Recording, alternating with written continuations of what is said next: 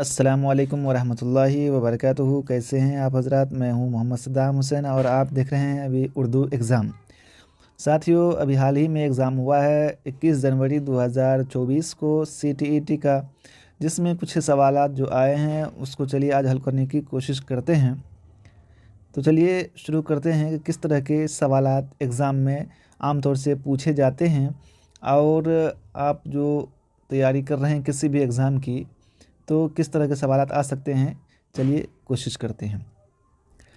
हिदायत: नीचे दी हुई इबारत को पढ़िए और दिए गए मुतबादल में से किसी एक मुनासिब तरीन मुतबादल का इंतखाब कीजिए।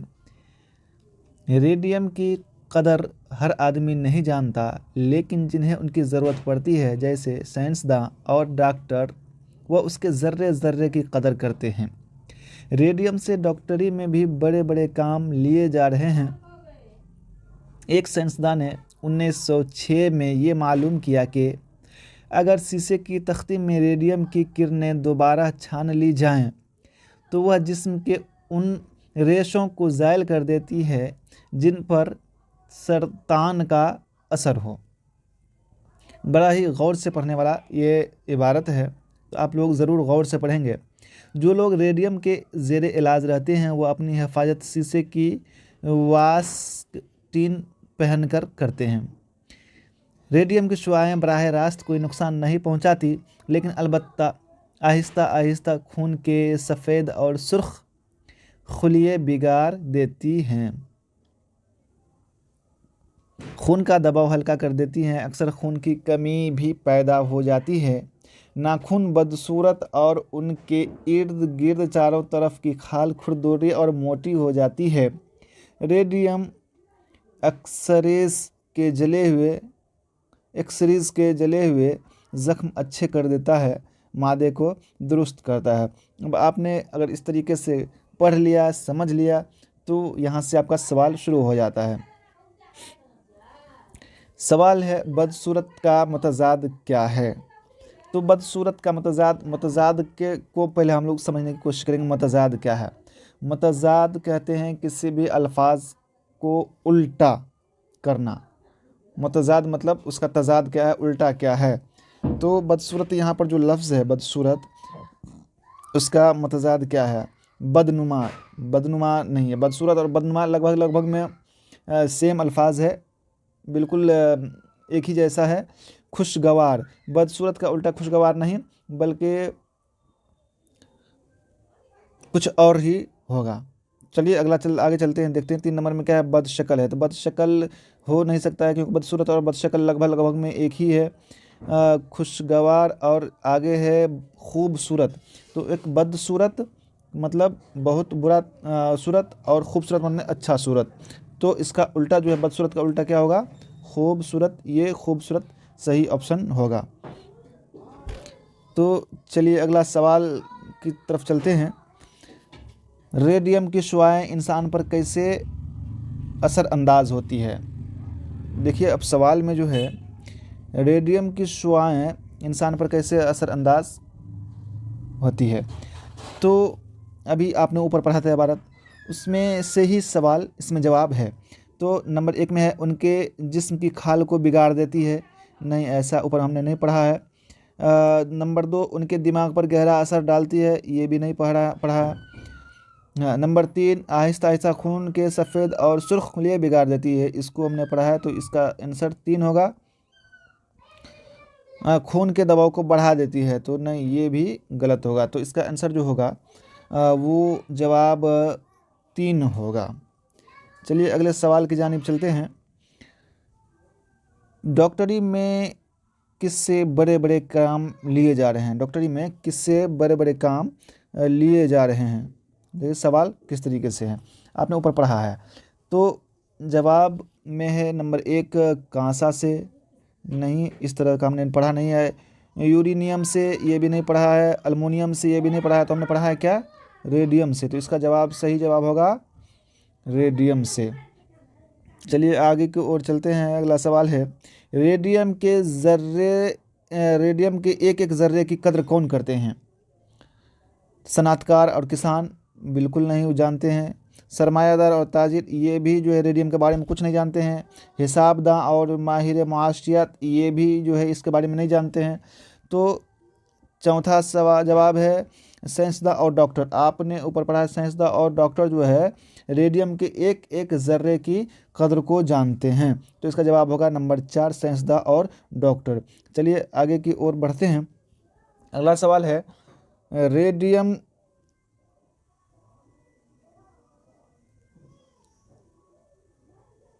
अगला सवाल है रेडियम की किरणें अगर शीशे की तख्ती में दोबारा छान ली जाए तो जिस्म के किन रेशों को ज़ाइल कर देती है। ये जो सवाल है अपने ऊपर पढ़ा है। तो चलिए नंबर 1 में है जिन पर सरतान का असर हो, जिन पर ताउन का असर हो, जिन पर किसी बीमारी का असर हो, जिन पर टीबी का असर हो। आपने ऊपर पढ़ा है, अगर आप ध्यान से पढ़ें तो उसको आपको अपने आप समझ में आ जाएगा कि इसका जवाब जो है नंबर 1 होगा, जिन पर सरतान का असर हो। चलिए अगले सवाल की जानिब चलते हैं। जो लोग रेडियम के इलाज रहते हैं, जेरे इलाज रहते हैं, वो अपनी हिफाजत कैसे करते हैं। जो लोग रेडियम के जेरे इलाज रहते हैं वो अपनी हिफाजत कैसे करते हैं। तो ये सवाल भी जो है बहुत ही महत्वपूर्ण है। तो नंबर 1 में है मुंह पर मास्क लगाकर। आपने ऊपर पढ़ा है अभी भारत में, ये बिल्कुल नहीं है। दवाइयाँ खाकर, ये भी नहीं है। रबर की वास्कटीन पहनकर, ये भी नहीं है।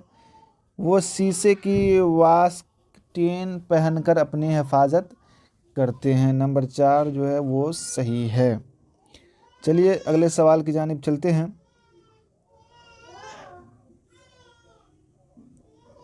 शुआ की जमा है। शुआ की जमा क्या है? यहाँ पर देखिए 4 ऑप्शन है। यहाँ पर जो है अशआओं, ये शुआ की जमा नहीं है। अशआ, ये भी शुआ की जमा नहीं है। अशाइन, ये भी शुआ की जमा नहीं है। तो शुआ की जमा क्या है? शुआएं। ये जो है नंबर 4 का ऑप्शन सही ही है। नंबर 4 का ऑप्शन सही है ये, शुआएं। चलिए अगले सवाल की जानिब चलते हैं। रेडियम के शुआओं से कहाँ के आसपास की खाल खुरदुरी और मोटी हो जाती है। अभी आपने ऊपर पढ़ा है भारत में। आँख का बिल्कुल नहीं, कान का बिल्कुल नहीं, हाथ का बिल्कुल नहीं, नाखून के आसपास की खाल जो है खुरदुरी और मोटी हो जाती है। रेडियम के शुआओं से नाखून के आसपास की खाल खुरदुरी और मोटी हो जाती है। चलिए अगले सवाल की जानिब चलते हैं। रेडियम हमारे जिस्म के किस हिस्से को दुरुस्त करता है। रेडियम हमारे जिस्म के किस हिस्से को दुरुस्त करता है, ये सवाल है। नंबर 1 जिगर को, बिल्कुल नहीं। नंबर 2 मादे को, दिमाग को। नंबर 4 दिल को। तो बिल्कुल जो है ये दिमाग को ठीक नहीं करता, दुरुस्त नहीं करता है, दिल को भी नहीं करता है, बल्कि मादे को दुरुस्त करता है। नंबर 2 सही है। अब जो है फिर यहाँ से इबारत दिया गया है, नीचे दिए हुए शेरी हिस्से को पढ़िए और दिए गए मुतबादल में से किसी एक मुनासिब तरीन मुतबादल का इंतखाब कीजिए। सबसे पहले हमको पढ़ना पड़ेगा इस नज़्म को। कितना अच्छा है ये गांव का रास्ता, इस कड़ी धूप में छाँव का रास्ता, सर सब्ज़ो शादाब अशजार के दरमियाँ, किस मज़े से गुज़रती हैं ये गर्मियाँ। आम के पेड़ खुशबू लुटाते हुए, रोकते हैं मुझे आते जाते हुए, कितना खुश रहता हूँ खेत जाते हुए, नाचते कूदते गीत गाते हुए। ये कुशादा ज़मीं, ये खुला आसमां, शहर के दोस्तों को मैसर कहाँ। तो अब आपने इसको गौर से पढ़ना है। और उसके बाद यहाँ पर देखिए अब आ गया है अगला सवाल, धूप का मुतज़ाद क्या है। धूप का मुतज़ाद क्या है? तो अब मुतज़ाद का, अभी इससे पहले आपने बताया है कि मुतज़ाद का मतलब होता है कि उल्टा बताना है। धूप का जो है क्या होगा? साया धूप का मुखालिफ नहीं है। साया किसी भी चीज़ से हो सकता है। बल्ब का भी साया हो सकता है, परछाई भी किसी का हो सकता है, अक्स भी किसी का हो सकता है। ज़रूरी नहीं कि ये अक्स जो है सिर्फ फ़ोटो स्टेट ही होता है, बल्कि बहुत चीज़ों का होता है। लेकिन धूप का जो उल्टा होगा वो क्या है? वो छाँव है। तो नंबर 4 जो छाँव है वो धूप का मुतज़ाद छाँव है। इसको ज़हन नशी कर लें। चलिए अगले सवाल की जानिब चलते हैं। शायर को किस पेड़ की खुशबू आने आते जाते रोकती है? अभी हमने ऊपर पढ़ा है, तो यहाँ जो है अमरूद के पेड़ की खुशबू बिल्कुल नहीं, आम के पेड़ की खुशबू तो अभी हमने आम के बारे में जिक्र किया है, ऊपर पढ़ा है। तो आम के पेड़ की खुशबू जो है ये शायर को आते जाते रोकती है। पपीते के पेड़ की खुशबू बिल्कुल नहीं, जामुन के पेड़ की खुशबू बिल्कुल नहीं। तो यहाँ पर सवाल का जो जवाब है सही, वो 2 नंबर का जवाब है, 2 नंबर सही, आम के पेड़ की खुशबू। चलिए अगले सवाल की जानिब चलते हैं। शायर के नज़दीक गांव के सब्ज़ो शादाब अशजार के दरमियान मज़े से क्या गुज़रती है? क्या गुज़रती है? गर्मियाँ, सर्दियाँ, दूरियाँ, छुट्टियाँ। अभी हमने पढ़ा है कि अभी जो ऊपर पढ़ा है, गर्मियाँ गुज़रती हैं, सर्दियाँ नहीं, दूरियाँ नहीं, छुट्टियाँ नहीं, बल्कि गर्मियों में जो है पेड़ पौधे के नज़दीक बहुत ही मज़ा आता है, बहुत ही खुशगवार माहौल होता है वहाँ का। तो यहाँ पर जो है गर्मियाँ सही जवाब है। चलिए अगले सवाल की जानिब चलते हैं। कितना खुश रहता हूँ। अब यहाँ पर जो है कहते हैं भरने के लिए, दिए गए लफ्ज़ों में से सही लफ्ज़ भरने के लिए कितना खुश रहता हूँ। अभी हमने ऊपर पढ़ा था शेर में, तो यहाँ पर जो है रोज़ ये बिल्कुल नहीं है, बाग बिल्कुल नहीं है, शहर बिल्कुल नहीं है, खेत क्या है यहाँ पर, ये जो है खेत सही है। खेत जाते जाते जो है आदमी पेड़ के छाँव में बहुत ही मज़ा करता है, मस्ती करता है, और ऐसे वक्त में बहुत मज़ा भी आता है। तो चलिए अगले सवाल की जानिब चलते हैं कि शायर के नज़दीक कुशादा ज़मीन और खुला आसमान किनको मैसर नहीं होता है? तो अब बहुत ही ये इम्पोर्टेंट सवाल है, क्योंकि बहुत से लोग शहर के होते हैं, बहुत से लोग देहात के होते हैं, बहुत से लोग में अमीर होते हैं, बहुत से गरीब होते हैं। तो ये चीज़ जो है शायर किसके बारे में कह रहा है, बहुत ही आसान है, और आपने ऊपर अभी पढ़ा भी है शेर में। शायर के नज़दीक कुशादा है ज़मीन, खुला आसमान। आम तौर से शहरों में जो है जगह जगह बिल्डिंगें बनी होती है, जिसकी वजह से जो है खुला आसमान उनको मैसर नहीं हो पाता है। कुशादा ज़मीन, ज़मीन तो मार्केट में शहर में तो मिलता ही नहीं है, तो किनको मैसर नहीं होता है? तो अमीर लोगों को तो खैर ये तो जहाँ के होंगे उनको मिल जाएगा, मैसर हो जाएगा। सरमायादार को जो है वो भी मैसर हो सकता है। बदज़ौक़ लोगों को ये भी मैसर हो सकता है, क्योंकि ज़रूरी नहीं है कि वो शहर में ही पाए जाते हों या कहीं ऐसी जगह पाए जाते हों जहाँ पर कुशादा ज़मीन और खुला आसमान मैसर नहीं होता है। ऐसी जगह ऐसी कोई बात इसमें नहीं है। तो पता चला शहर के दोस्तों को क्या होता है कि कुशादा ज़मीन नहीं मिल पाता है और खुला आसमान भी नहीं मिल पाता है। तो इसलिए यहाँ पर नंबर 4 शहर के दोस्तों को ये सही है। चलिए अगले सवाल की जानिब चलते हैं। शहर के नज़दीक गांव का रास्ता कड़ी धूप में कैसा लगता है? कैसा लगता है शायर को? दुश्वार रास्ता बिल्कुल नहीं, खुशगवार रास्ता बिल्कुल नहीं, तपिश का रास्ता बिल्कुल नहीं। यहाँ पर क्या है, छाँव का रास्ता भी हमने ऊपर में पढ़ा है नज़्म में।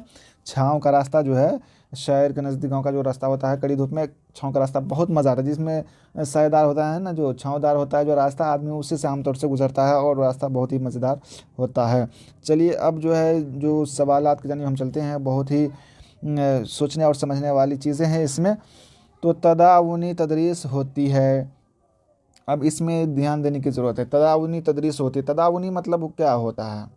तदावुनी जो ताउनी तदरीस यानी कि जो मददगार तदरीस होती है, मददगार यानी कि जिसमें जो हेल्पफुल होता है, जो एक दूसरे की सहायता के ज़रिए से होती है। तो ताउन माने होता है मदद करना, ताउन करना। चलिए इसका ऑप्शन देखते हैं, नंबर 1 में है कि उन असातिज़ा के लिए जिन्हें अपनी तदरीस में उन मखसूस तलबा के लिए तब्दीली लाने की ज़रूरत है जो ज़बान सीखना चाहते हैं। तो ताउनी तदरीस जो है ये असातिज़ा के लिए है नहीं, तो इनको जो है काट देंगे हम, ये सही नहीं है। फिर उसके बाद जो है उन आमोज़गारों और असातिज़ा के लिए जो अपनी, असातिज़ा को तो यहाँ पर सीखने की कोई ज़रूरत नहीं है, तो असातिज़ा की जो भी बात होगी इसमें तो उसको हम काट देंगे। उन आमोज़गारों और असातिज़ा के लिए जो ज़बान के पर्चे के इम्तिहान में अपना नंबर बढ़ाना चाहते हैं, ये भी नहीं है, क्योंकि इसमें असातिज़ा की जो बात आती है तो इसमें हम तदाउन तदरीस ये है नहीं, ये बाहमी तदरीस है, यानी कि एक दूसरे के मदद के बगैर जो है वो होती है, वो तमाम तलबा के दरमियान होती है। तो और अगला जो हमारा ऑप्शन है, उन आमोज़गारों के लिए जिन्हें ज़बान की आमोजिश के मुतअय्यन पहलुओं पर तवज्जो देने की ज़रूरत होती है। बिल्कुल, ये जो है उन आमोज़गारों के लिए जिन्हें ज़बान की आमोजिश, जिन्हें आमोजिश मतलब सीखने की, जो सीखने के लिए होती है और मुतअय्यन पहलुओं पर तवज्जो देने की ज़रूरत पड़ती है। तो ताउनी तदरीस यानी कि जहाँ पर ज़रूरत होती है मदद की वहाँ पर जो है मदद की जाती है। तो यहाँ पर जो है ऑप्शन 4 ये सही है। चलिए अगले सवाल की जानिब चलते हैं।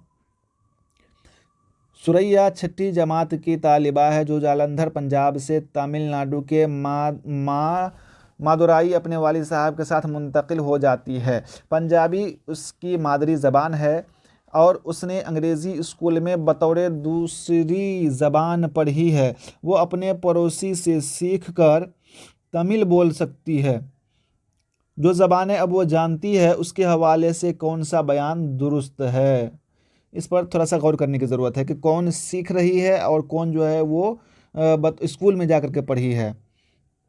तो यहाँ पर जो है तमिल का शुमार इक्तसाबी ज़बान और अंग्रेज़ी और पंजाबी का शुमार आमोजिश ज़बान में होगा। देखिए यहाँ पर जो है जालंधर की रहने वाली, जो जालंधर पंजाब से तमिलनाडु के मादुराई अपने वालिद साहब से मुंतकिल हो जाते। पंजाबी उसकी मादरी ज़बान है और उसने अंग्रेज़ी स्कूल में बतौर दूसरी ज़बान पढ़ी है। देखिए पंजाबी जो है उसकी मादरी ज़बान है और ये अंग्रेज़ी स्कूल में बतौर दूसरी ज़बान पढ़ी है। तो यहाँ पर जो है तमिल का शुमार इक्तिसाबी ज़बान और अंग्रेज़ी और पंजाबी का शुमार आमोजिश ज़बान में बिल्कुल नहीं होगा। पंजाबी, अंग्रेज़ी और तमिल तीनों का शुमार आमोजिशी ज़बान में बिल्कुल नहीं होगा क्योंकि उन्होंने जो है सीखा नहीं है। पंजाबी इनकी जो मादरी ज़बान है और अंग्रेज़ी जो है उन्होंने स्कूल में सीखा है। अंग्रेज़ी का शुमार इक्तिसाबी ज़बान में और पंजाबी व तमिल का शुमार आमोजिशी ज़बान में होगा। नहीं, बिल्कुल पंजाबी तो उन्होंने जो है बिल्कुल अपने घर में सीखा है, तो ये कैसे हो सकता है। चौथा जो ऑप्शन है वो है पंजाबी और तमिल का शुमार इक्तिसाबी ज़बान में और अंग्रेज़ी का शुमार आमोजिशी ज़बान में होगा।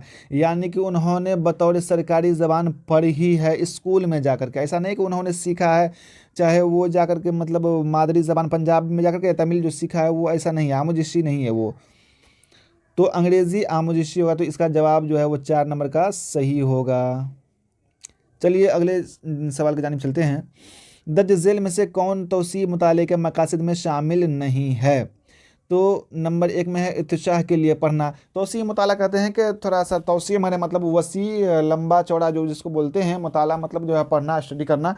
तो इर्तिशाह के लिए पढ़ना, इर्तिशाह के लिए जो है पढ़ना ये मकसद में शामिल नहीं है। देखिए ये चीज़ जो है गौर करना है कि मकसद में शामिल नहीं है, ये नेगेटिव चीज़ है, तो इसको ध्यान रखना है, शामिल नहीं है।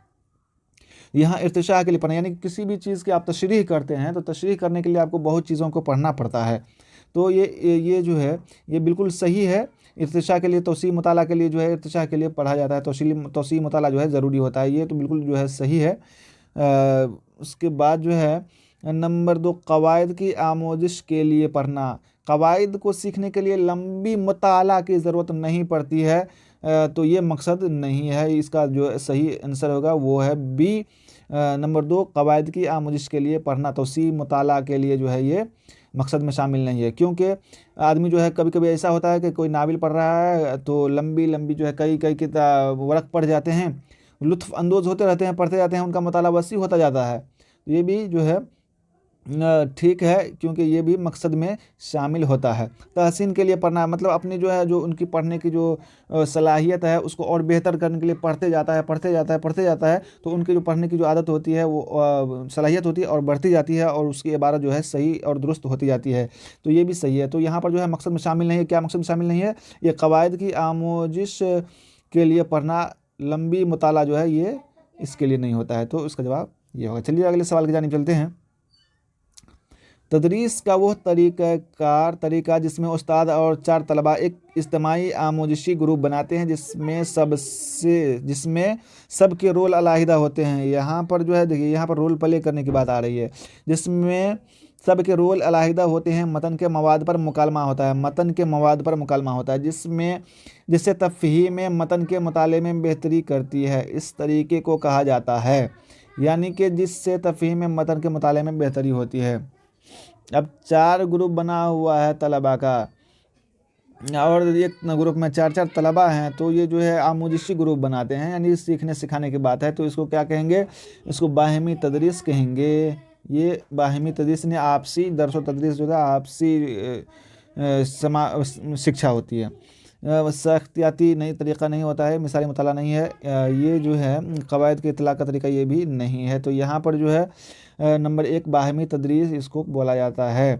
तो यहाँ पर ऑप्शन 1 बाहिमी तदरीस सही है। चलिए अगले सवाल की जानिब चलते हैं। रोज़मर्रा की ज़बान जो हम आपस में बात करने के लिए इस्तेमाल करते हैं उसे कहा जाता है। तो आम तौर से ऐसे होता है कि बुनियादी आपसी तरसील की महारतें, तरसील ज़बान की महारतें, आपसी ज़बान की महारत, वक़ूफ़ी अकादमिक ज़बान की महारत, ये जो है रोज़मर्रा की ज़बान जो हम आपस में बात करते हैं, तो ये जो है हम क्या करते हैं इसको जो बुनियादी आपसी तरसील यानी कि जो मोटी मोटी चीज़ें होती है, जो मोटी मोटी बातें होती हैं, जो हम आपस में जो समाज में रहते हैं, जिस मुआशरे में रहते हैं, उस मुआशरे की जो लैंग्वेज होती है, जो भाषा होती है, उसी में बात करते हैं। तो यहाँ पर जो है नंबर 1 सही होगा। बुनियादी आपसी तरसील की महारतें ने BICS ये दुरुस्त है। तरसील ज़बान की महारत है, ये गलत है। आपसी ज़बान की महारत ये भी गलत है। वक़ूफ़ी अकादमिक ज़बान की महारत ये भी गलत है। तो नंबर 1 बुनियादी आपसी तरसील की महारत है, ये बिल्कुल राइट जवाब है। तो चलिए अगले जवाब के सवाल की तरफ चलते हैं। आमोज़गार मखसूस मालूमात के हुसूल के लिए अखबार में शाये खबर को पढ़ता है, इस तरह के मुताले को क्या कहते हैं? अब जो है आदमी आम तौर से क्या करता है कि हुसूल के लिए, मालूमात के हुसूल के लिए, मखसूस मालूमात के हुसूल के लिए जो है क्या करता है आदमी, अखबार पढ़ता है। और अखबार में क्या पढ़ता है, ख़ास खबर को ढूंढ करके पढ़ता है। तो उसको सरसरी मुताला करेंगे तो ये तो मतलब मखसूस मतलब खबर आप ढूंढ रहे हैं, मखसूस मुताला तो कर नहीं रहे हैं। सरसरी मुताला करने से आपको कोई जानकारी मिल नहीं सकती है। यहाँ पर गैर मुताला जो है दुरुस्त होगा। आप उसको मखसूस तौर से उस मालूमात को हासिल करना चाहते हैं जो खबर शाये हुई है अखबार में। ये पढ़ने की महारत ये भी नहीं है, क्योंकि पढ़ने के लिए आपको किताबें मिल सकती हैं। तनक़ीदी मुताला ये भी इस चीज़ का हिस्सा नहीं है। तो चलिए अगले सवाल की जानिब चलते हैं। अगला सवाल जो है हमारा, एक उस्ताद सानवी सतह के बच्चों को एक मतन कहानी देता है और उनसे कहता है कि मतन में मज़कूर ख़यालात व अफ़कार पर और मानी व मताली पर इंसाफ़ व इक़्तिदार के नुक़्ते नज़र से बात करें। उस्ताद आमोज़गारों में किस चीज़ को फ़रोग़ देना चाहता है? यहाँ पर तनक़ीदी तदरियास बिल्कुल नहीं, तनक़ीदी ज़बान को फ़रोग़ देना बिल्कुल ये सही है। ज़बान की आला महारतें ये भी नहीं चाहते हैं, तनक़ीदी ख़वानगी की महारतें ये भी नहीं चाहते हैं। यानी कि उस्ताद जो है अगर तलबा को जो है कुछ सीखने के लिए देते हैं तो इसका मकसद जो है कहीं ना कहीं वो बड़ा होता है। तो यहाँ पर जो है वो नंबर 2 तनक़ीदी ज़बान को फ़रोग़ देना ये मकसद है। ये यहाँ पर जो है इस नुक़्ते नज़र से इसको देखना चाहिए। चलिए अगले सवाल की जानिब चलते हैं। क़वाइद की तदरीस व आमोज़िश में तरीक़े अमल की मालूमात है। यहाँ पर जो है एक चीज़ गौर करने की बात है, क़वाइद मशक़ों की जानकारी, क़वाइदी मशक़ों की जानकारी, क़वाइद की सवाल पे क्या है, क़वाइद की तदरीस व आमोज़िश में तरीक़े अमल की मालूमात है, किस में है? इस चीज़ को थोड़ा सा गौर करने की ज़रूरत। क़वाइदी मशक़ों की जानकारी ये नहीं है। क़वाइदी मशक़ों के उसूलों की जानकारी ये भी नहीं है, क्योंकि सेम लगभग है। ज़बान और उसकी सकाफ़त का इल्म ये भी नहीं है। यहाँ पर है नंबर 4 क़वाइदी मशक़ों को बरतने के तरीक़े का इल्म है। तो हम किस चीज़ की मालूमात कर रहे हैं वो उस चीज़ पर हमको गौर करने की ज़रूरत है। तो यहाँ पर जो सही जवाब है वो क़वाइदी मशक़ों को बरतने के लिए तरीक़े का इल्म, ये नंबर 4 सही है। चलिए अगले सवाल की जानिब चलते हैं। सहलसानी फ़ार्मूले के ज़िम्न में कौन दुरुस्त है? सहलसानी यानी कि 3 ज़बान, सह माना होता है 3, लसान माने ज़बान है। तो सहलसानी फ़ार्मूले के ज़िम्न में कौन दुरुस्त है? अंग्रेज़ी, हिंदी, घर की ज़बान, मकामी ज़बान बतौर पहली ज़बान? बिल्कुल नहीं। जब हमारे मुआशरे में बच्चा पैदा होता है तो बिल्कुल हम हिंदी और अंग्रेज़ी जो है नहीं जानता है, हमारा मादरी ज़बान नहीं है। उसके बाद है मादरी ज़बान, घर की ज़बान, हिंदी बतौर पहली ज़बान? बिल्कुल नहीं, हिंदी हमारा बतौर पहली ज़बान बिल्कुल नहीं होता है। मादरी ज़बान, घर की ज़बान, अंग्रेज़ी बतौर पहली ज़बान, अंग्रेज़ी भी हमारा बतौर पहली ज़बान ये भी नहीं है। उसके बाद मादरी ज़बान, घर की ज़बान, इलाक़ाई ज़बान बतौर पहली ज़बान? बिल्कुल ये नंबर 4 दुरुस्त है, क्योंकि किसी भी बच्चे का जो है इलाक़ाई ज़बान जो होता है वो पहली ज़बान होता है, पहला भाषा होता है बच्चे का। चलिए हम उसके बाद अगले सवाल की जानिब चलते हैं। अगला सवाल है, उस्ताद तलबा को अंग्रेज़ी में एक कहानी सुनाता है और तलबा से ग्रुप में काम करने और मालूम ज़बान में कहानी को बताने के लिए कहता है और फिर क्लास में मुश्तरका ज़बान में कहानी बताने के लिए कहता है। इस तरह की तदरीसियाती हिकमत अमली को क्या कहेंगे? तो देखिए, उस्ताद तलबा को अंग्रेज़ी में एक कहानी सुनाता है और उसको कहता है कि भाई अपनी ज़बान में अब बोलो, तो इसको कौन सी हिकमत अमली कहेंगे? तो कसीर लिसानी पॉलिसी बिल्कुल नहीं कहेंगे इसको, कसीर लिसानी तदरीस ये भी नहीं कहेंगे, ज़बान का हुसूल ये भी नहीं कहेंगे। तो मादराए ज़बान, ये जो है ज़बान की जो हमारी मादरी ज़बान होती है, जो हमारी जो असल ज़बान है, उसमें हम अपनी बात को बताते हैं, उस कहानी को जो हम इसमें तग़य्युर करते हैं, बदलते हैं और इसमें अपनी बात को रखते हैं। अगले सवाल की जानिब चलते हैं। कोझिकोड में एक मखसूस बिरादरी मलयालम बोलती है जो कि इस जगह बोली जाने वाली मलयालम से ज़रा मुख्तलिफ है, और मखसूस बिरादरी के ज़रिए बोली जाने वाली मलयालम को क्या कहेंगे? तो अब जो है दो जगह कुछ लोग रहते हैं और दोनों हालांकि मलयालम ही बोलते हैं, लेकिन दोनों के ज़बान में थोड़ा बहुत फ़र्क है, तो इसको क्या कहेंगे? मलयालम की इलाकाई बोली, मलयालम की समाजी बोली, वह दो मुख्तलिफ़ ज़बानें हैं। नंबर 4 में है मलयालम की 2 किस्में हैं। तो यहाँ पर जो है 2 किस्में नहीं है, वही ज़बान है, लेकिन बस ये है कि वो अलग अलग इलाका होता है। तो मुख्तलिफ़ ज़बान भी नहीं है, मलयालम की समाजी बोली भी नहीं है। तो मलयालम की जो इलाकाई बोली है वो चीज़ है, वो जो जिस इलाके में रहता है उस तरह का मलयालम, उस जगह का मलयालम बोलता है। चलिए अगले सवाल की जानिब चलते हैं। बैन लिसानी शनाख्त क्या है? नंबर 1 में है आमोज़गार का फ़ैसला कि मकामी ज़बान और हदफ ज़बान में कुछ चीज़ें मुश्तरक नहीं होती है। तो ये तो मनफ़ी हो गया, मनफ़ी हो गया, तो इसका मतलब है कि ये इससे कोई रिलेटेड नहीं है, ये बिल्कुल गलत हो गया। आमोज़गार का फ़ैसला कि मकामी ज़बान का इल्म दूसरी ज़बान की आमोज़िश में मुख़िल है, मुख़िल मतलब खलल डालने वाला, ये बिल्कुल नहीं, ये भी गलत है, मुख़िल नहीं होता है। आमोज़गार की समझ की मुख्तलिफ़ ज़बानें सीखने के लिए मुख्तलिफ़ सलाहियतें दरकार होती हैं। हालाँकि इसमें देखिए ये बात जो है कुछ हद तक जो सही है, लेकिन क्या है इसमें जो शनाख्त मांगा गया, जो पहचान मांगी गई है, वो चीज़ इसमें नहीं है। मुख्तलिफ़ चीज़ें हैं, मुख्तलिफ़ सलाहियतें इसमें दरकार होती हैं, तो ये भी सही नहीं है। आमोज़गार का फ़ैसला कि मकामी ज़बान और हदफ ज़बान में कुछ चीज़ें मुश्तरक होती हैं, जी बिल्कुल कुछ चीज़ें मुश्तरक होती हैं। तो यहाँ पर हमारा चौथा नंबर का जो ऑप्शन सही है वो सही होगा। तो चलिए अगले सवाल की जानिब चलते हैं। आमोज़गारों को मुख्तलिफ़ ग्रुप में दर्ज झेल आमोजिशी काम दिया गया था। मालूम कीजिए कि लफ्ज़ियात की आमोजिश को क्या कहते हैं? उन लफ्ज़ों और जुमलों को मालूम कीजिए जो दर्ज झेल लफ्ज़ों से मुतअल्लिक़ हों। यहाँ पर जो लफ्ज़ दिया गया है उसके मुतअल्लिक़ पूछ रहा है कि ख़ानदान, रिश्तेदारी और एहसास। ख़ानदान है तो रिश्तेदारी होगी, रिश्तेदारी है तो एहसास है। तो यहाँ पर जो है ये लफ्ज़ों का मजमुआ, ये बिल्कुल नहीं है। मजमुआ की लफ्ज़ियात नहीं है। लफ्ज़ का दाम या सिलसिला ये भी नहीं है। यहाँ पर क्या है? मौज़ूआती अल्फाज है। ये मौज़ूआती यानी कि मौज़ूआती, ख़ानदान है तो रिश्तेदारी है, रिश्तेदारी है तो इस रिश्तेदारी में एहसास भी होता है, तो ये मौज़ूआती अल्फाज है। चलिए अगले सवाल की जानिब चलते हैं। 7वीं जमात का उस्ताद जोड़ों में की जाने वाली सरगर्मियाँ अंजाम देता है, जिसमें हर जोड़े को 10 जुमलों की कहानी दी जाती है।